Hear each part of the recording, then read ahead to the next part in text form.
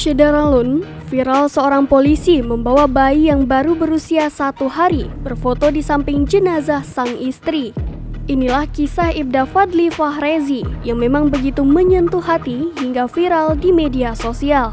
Kalimat yang ditulis Ibda Fadly Fahrezi dalam unggahan Instagram pribadinya membuat netizen terharu. Bagaimana tidak? Ia harus merelakan sang istri, Megawati Saiful, pergi selama-lamanya setelah melahirkan anak pertama mereka. Banyak netizen terharu dengan apa yang dialami Ibda Fadly Fahrezi.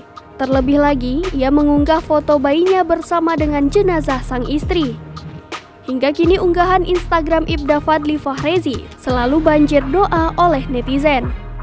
Informasi yang dihimpun tribunnews.sultra.com menyebutkan, mendiang istri Ibda Fadly Fahrezi tersebut berpulang di rumah sakit atau RS Siloam Makassar sekitar pukul 16.25 waktu Indonesia Tengah.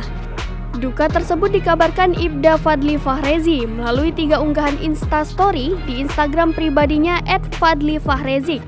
Unggahan foto tersebut disertai ungkapan duka dan kalimat pilu atas kepergian sang istri yang meninggalkan dirinya dan sang buah hati yang masih bayi. Ia pun berjanji untuk menjalankan tugas sebagai ayah sekaligus ibu bagi buah hati mereka yang baru lahir seperti pesan terakhir istrinya.